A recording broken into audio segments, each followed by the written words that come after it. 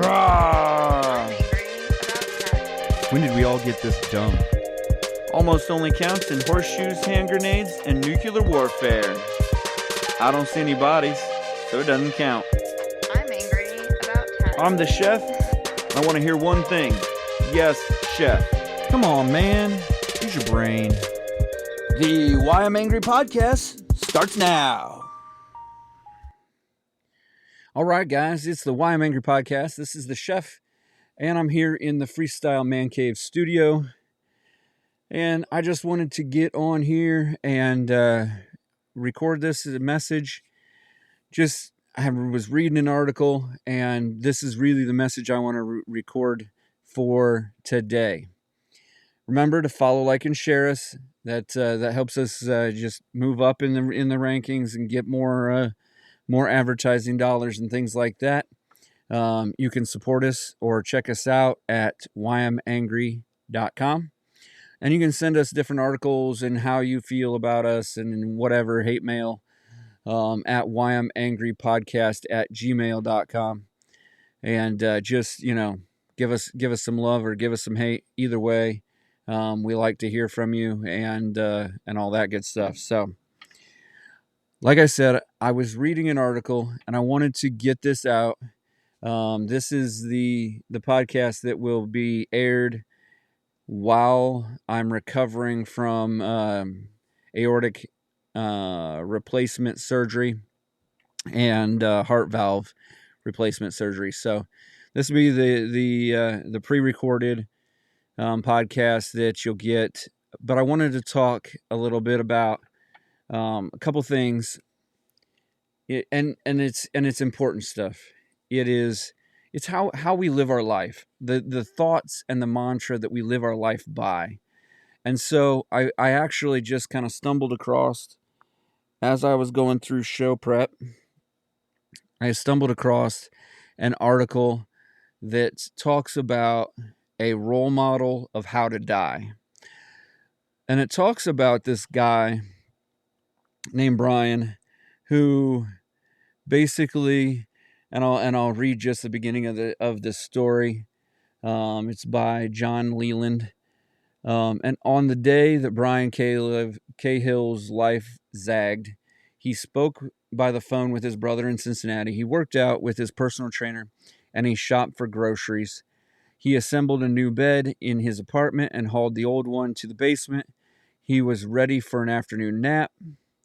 He was 58 years old, in excellent physical shape, able to leg press 500 pounds.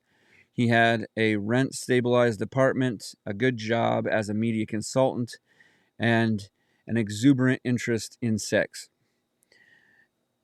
And he recalls that he was feeling very good about his life and that he was in great shape, and he took his nap, and about 20 minutes later he felt a searing pain in his back, yada yada. As he goes through, goes to the doctor sends him home, comes back, goes back about a month or so later and finds out that he has prostate cancer that has metabolized through his hips, his knees, his back, into his spine, and kind of just, the doctor says there's nothing that, like, they can give him treatments, but those treatments really are just therapy to help prolong and give him a better quality of life. But his life would be 3 to 5 year expectancy. And so, if you're first time to the podcast, in November, I found out, like nobody finds out, I was in a car accident, and I get to the hospital thinking I've got a broken hip or something, and that, there's the possibility of still going home, or that I'll have surgery and stay a night or two and things like that, to finding out that I had a 7-centimeter AAA aneurysm in, in my aortic, descending aortic, aorta, whatever. Easy for me to say, huh? And that, that was the person who delivered it came in just guns a-blazing, you have an aneurysm, we're going to have to do something about this. She was probably the worst person to tell you bad news, because she came in she was scared about it. And I feel like when you have doctors, you want the doctor to be the most confident person about what's going on, so that when you do have an issue, they know how to take care of it. You're comforted in the fact that this isn't the first one they've ever seen. And I felt like this was the first one she's ever seen. And so that being said, she didn't even see that I had a broken hip, because I said, well, that's well and good, but how do we get past the fact that I can't stand up and walk out of this place tonight because I have something wrong with my hip? And she goes, oh, well, I'll have to go back and look at the scans for that. So sometimes we're so, and then this is just, observation as I'm talking to you. Sometimes we're so caught up in the big news but that big news may not be for years. This guy's got 3 to 5 years to plan out how the end, to plan out his legacy, to plan out his end. It's not today. So so his back issue needed to be taken care of now, so that he has a better quality of life for those 3 to 5 years. We all are going to die eventually. We've got, if you're 20, you've got 40, 50, 60, 70 years, maybe 80 years if you're lucky. But that's all you've got. So we need to start planning today. We need to start living our life today there isn't a tomorrow. There isn't, and we can say, well, if you were going to die tomorrow, you're just going to go out with a bang. That's my mindset. Some people, if they were going to die tomorrow, maybe they would, gather family and just sit around and hang out with family, or maybe they would go in a hole, and just lock themselves in, and so that they would die without everybody else having to worry about them dying. And I understand both sides of that.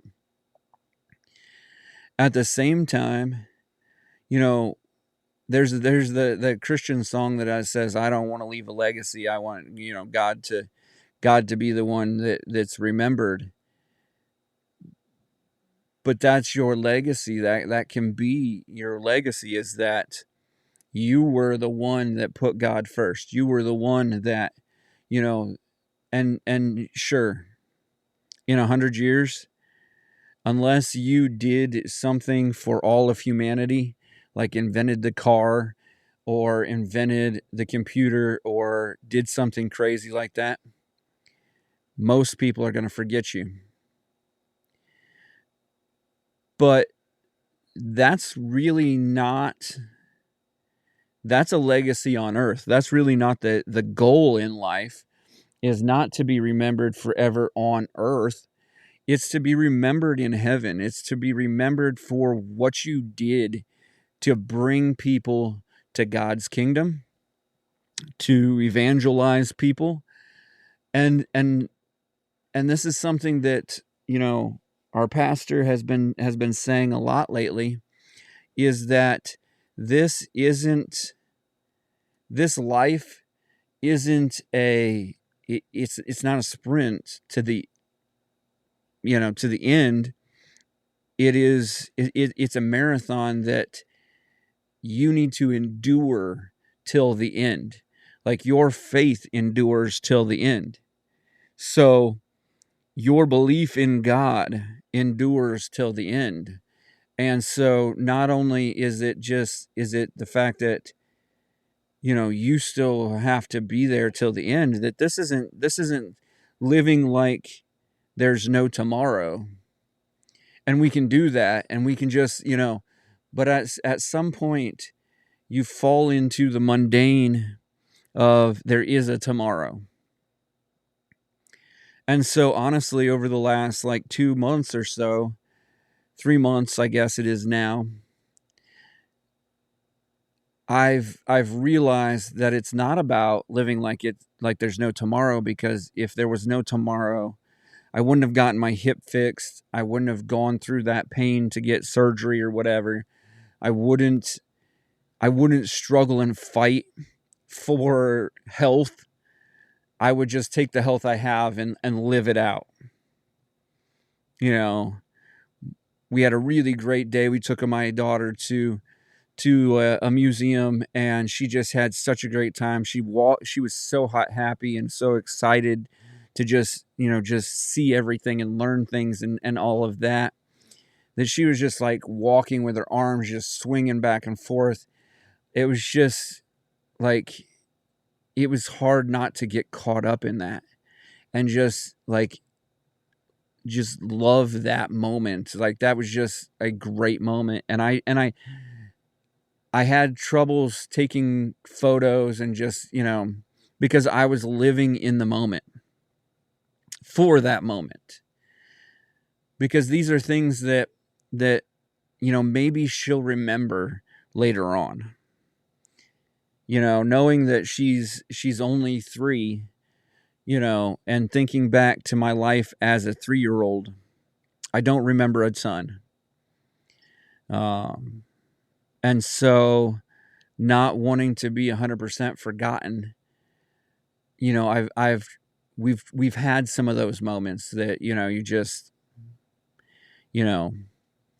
but I know that honestly, if I left Earth on the 11th, or I left Earth today because of the aneurysm, that my legacy to her is everybody around me that I've affected, everybody that's come to the hospital to say that they were praying for me, or they loved me, or that I that I had impacted them in some way. And those people will continue to help my daughter, teach my daughter, be the person I couldn't continue being. And so that's where your legacy just continues on and continues to show who you were and the quality that you were. And that's why the Bible says that you'll know them by their fruit. That it's not always the fact of you'll know them by what comes out of them, because that's instantaneous. But fruit grows. Fruit takes time. Fruit can be instantaneous, but next year's fruit, what comes from that? We had a peach tree, and I ended up cutting it down because one year it gave us 0 peaches. One year it gave us a bunch of peaches, but it was work to get the peaches to be good. Like, I had to spray it, I had to cover it so the birds didn't eat them. I had to do all of the extra work, and I didn't have time for that work at that time. And then the next year we got 3 peaches. And I'm like, I'm tired of mowing around this thing. I'm tired of working this thing. I'm tired of trimming the tree so it doesn't hit me in the head when I'm mowing. It's just, so that's what they mean by fruit. It's not just this like, oh, he said something stupid. he must be stupid. You know, no, everyone says something dumb or does something that you wouldn't agree with. But it's the long lasting, how did you affect the people around you? And with that, that's where most people don't get to see, and I've said this a couple times, most people don't get to see how they've affected people. And I've been very lucky to, over the last 2 or 3 months, see how I've been able to affect people, and how that even just by the way I live my life, that people have have reacted and have rallied around, and that I've had people who are trying to encourage me from many lives ago, is what I would say, different careers and times and things, and people who are attached to people who are attached to me are praying and asking for updates and things like that. And so it's been daunting to the point of, my wife has been kind of the person to contact. And I know she's gotten overwhelmed, and it's been hard for her to really be able to put, to keep up, because there's a lot, there are quite a few people who want to know or want to be part of the story or the prayer group, or just want the updates so that they know, how things have gone with me. And sometimes, that's just, being curious about people that you've known in your past. And I've done that before, been on Facebook and checked into somebody, as somebody sends a message that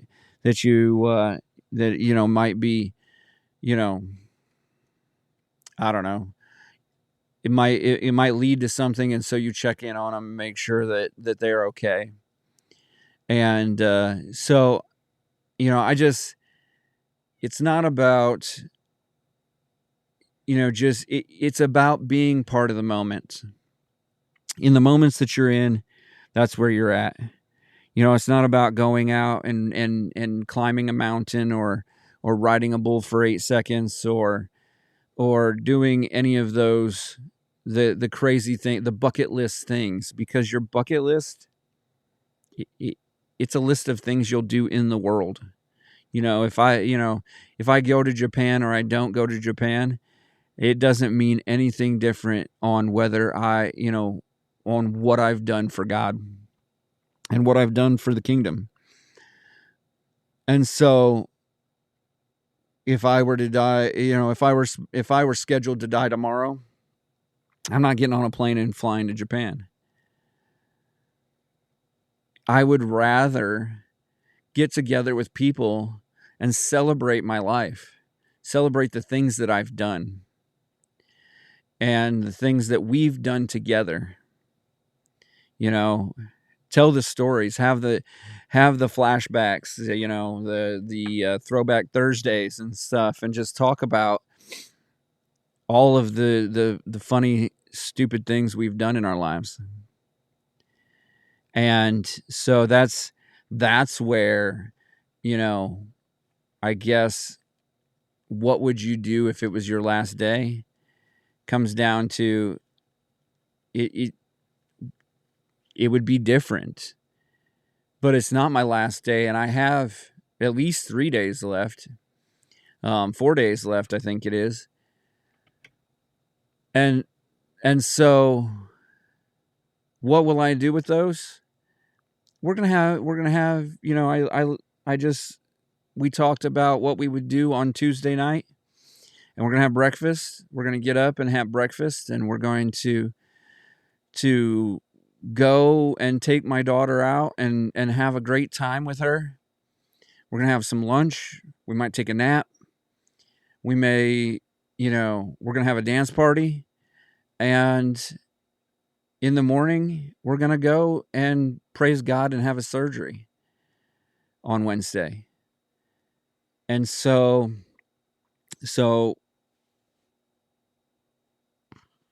with that being said, yeah, that, honestly, that could be the last day. And if it is, we're going to be in the moment and spend a great day together. But, and if it is, I have no regrets. I've loved you all. I loved everything about podcasting and my life here, and just living, that I've done it differently than most, and that if you knew me or if you know me, I'm not the same cat as everyone else. That I'm not the same. I've never walked to the beat of the same drummer as you have. And that's great. We're not supposed to be the same. And when we all try to assimilate together, that's part of the problem. Is that we're not thinking on our own. That's part of the problem with where we're at these days. And we need to do things differently. And so just, just being ourselves is being what God has called us to be. I read an article also today about this guy, and I don't even think I read the whole article because it was so freaking long, and I had a 3-year-old bouncing in and out off my lap and into me and stuff, and needed breakfast and whatever. And it was this guy who just he lived his life, trying to be David and trying to be the man, the warrior, the provider. And he tried to do it the way that everyone else did. He tried to do it the way that you would think is socially acceptable.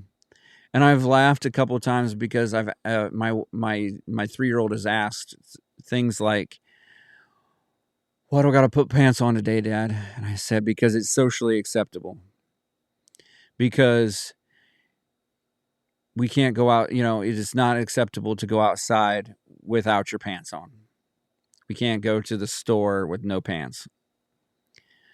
And so we get caught up in that, and that's something that you have to do. You cannot just like I said, you just can't go out without pants on.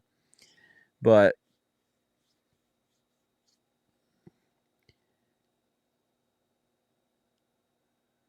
sometimes social acceptability is where you lose who you are. Is where you lose your individuality. And we've lost that in this country, in a lot of places where we're ready to fight Americans about ICE and things like that. And we're not sitting there thinking for ourselves. We're not looking at our own thoughts and saying, listen, people, we should accept people into this country. Sure, we're the richest country in the world. We're the best country in the world. We have the most freedoms in the world. It's not to say we're perfect, but as a social experiment that they've made this, as a political, social, free experiment,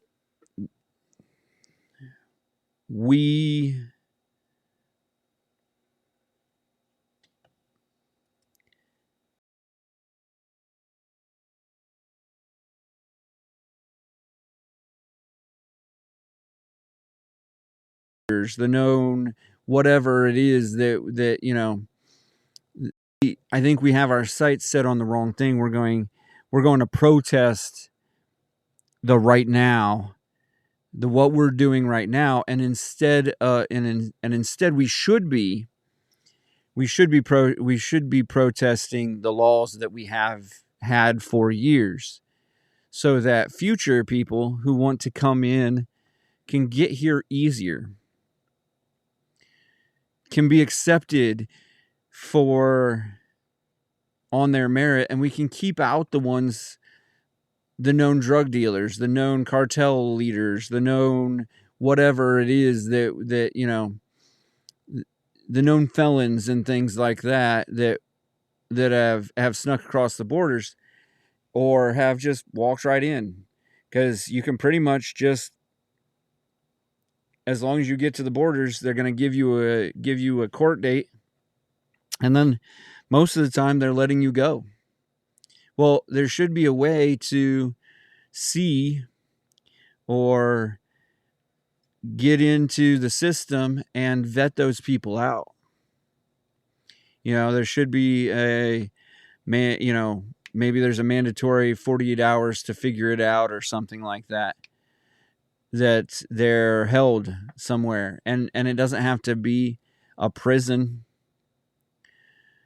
It could, it can be a facility that has nice rooms. I don't really care, or has whatever it needs to have to be humane. But there needs to be a better system and a better way. And I'm not the guy to say this is what it should be, but I feel like I've got better ideas than what the government has been giving us. And so what that all means, I guess, to sum it up, to bring it all back to a standardized place, to put a bow on what I've been saying, is that we're not living our lives. We're not even living our lives like life is going to end someday. We're living our lives like this could go on forever. Like 365 days isn't finite. Like it's not an end to the year. Like we don't, these years are sliding by faster than you can think.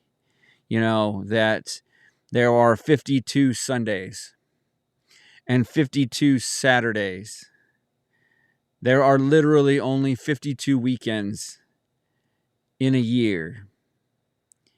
And you're just happy to schlep them off and miss this Sunday's service, or miss this, this birthday party, or miss this whatever. And that's fine. That's your choice. Like you have, because of free will and choice, you have that choice. You can do whatever you want. But when the Saturdays stack and you're out of them, do you live with regrets? Do you die with those regrets? Do you die at the end with wishing that you had spent more time? And honestly, I can honestly say that I have spent the time that I could. Any time that I had to spend, I have worked to spend that time. And it's fitting that they say spend time, like it's spend money, because time is your currency. Time is the ultimate currency. And you will spend the time that it takes. Some of us spend the time it takes to work. Some of us spend way too much time working. And that time is time that you'll regret that you didn't do something else than work. And so obviously with being able to be a stay-at-home dad the last 3 years, I honestly don't have that problem that I spend the time working. I've spent a lot of time working. I was on the road 3 weeks at a time with 1 week off. And and at that time I was working more than I probably should have. And spending way more time away from my wife than was probably good. But I don't regret the time. We worked with it. We did what we had to do, and we're just as well off for it. And so I'm not saying the stereotypical live like there's no tomorrow, because that's not feasible. For one, you'd run out of money in like 3 days. If you're like me and money isn't the root of your evil, then you probably live maybe a little bit better than paycheck to paycheck, but maybe not too much better than that. And so you're not struggling with being too much of a worker or whatever. We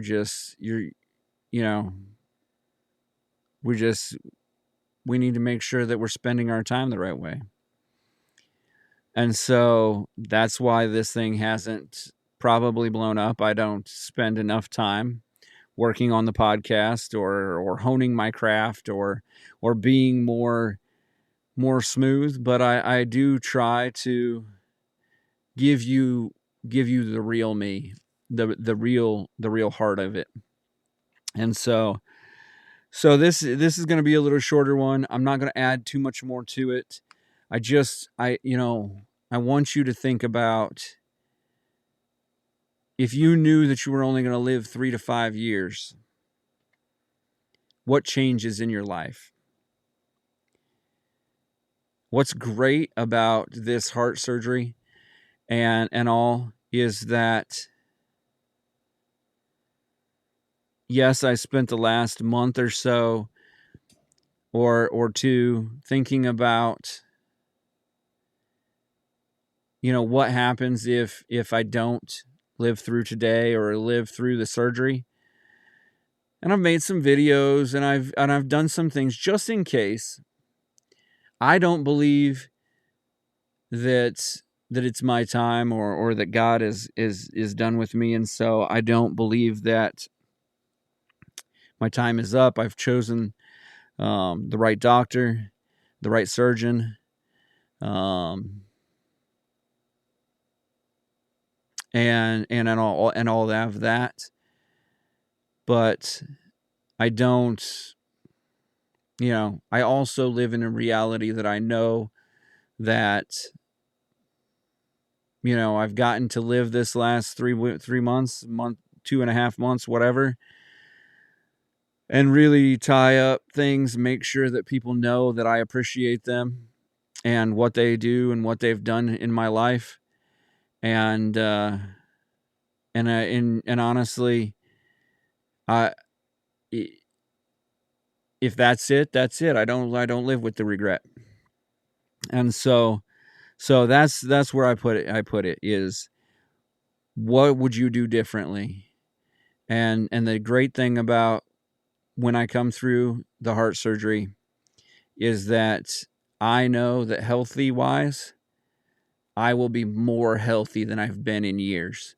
That this aneurysm is something that I've been dealing with for many years. It's a congenital deal. It's, like I've had it, it's been coming for a while, and, dealt with it for years. And that being said, I should have more energy. I should be better off. I should have a better lease on longevity, living for a while now. Knowing that things have been taken care of, in the meantime, things have been taken care of, getting things around for that. And that, honestly, my heart in that is healthier than it's been in years. So So that's where I have the blessing, is that I know that it's not the end, that I don't have a set time. I've got some time.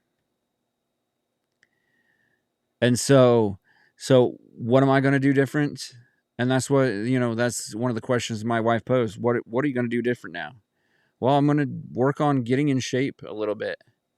It's not something that I want to spend a ton of time on, but I will spend some time on, just taking better care of my body, eating better.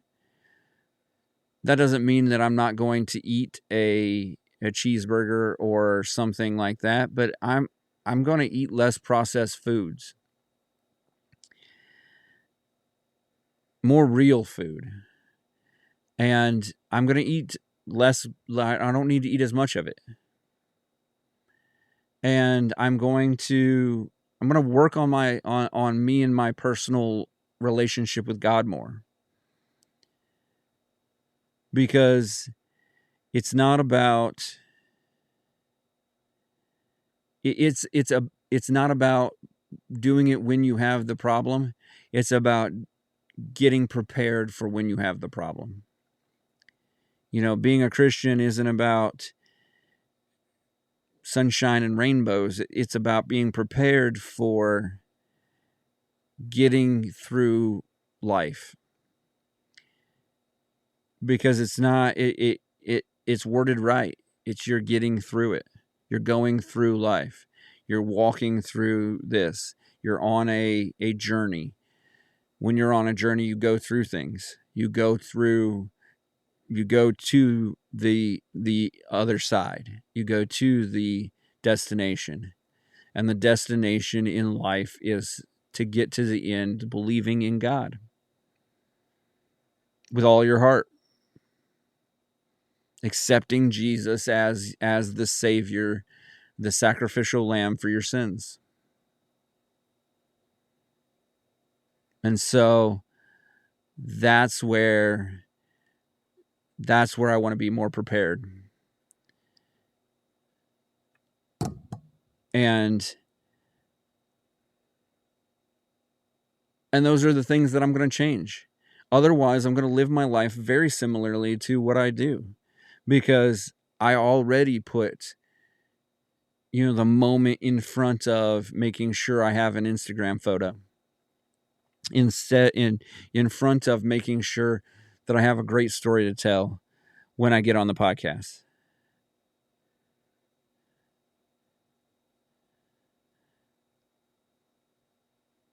Because there's some great ones, and some of them will come out. Some of them I'll forget to tell. But they'll pop up to me when somebody does something. And so that's it. Is just, what things in your life, what moments are you missing? What times are where are you spending? Because it says, where your treasure is where your heart is. And so what are you spending your treasure on? What are you putting your time and your effort and your money into? So if you see this, just remember, live your life without the regrets of, I spent my time and my money on things that didn't matter. You can spend I'm not saying that you can't do those things. Like, I still want to go to Japan. But in the grand scheme of things, I have a healthy understanding that the real bucket list is getting through to the end with your belief and your love of God and your acceptance of Jesus Christ as your Savior. So Why I'm Angry Podcast, guys.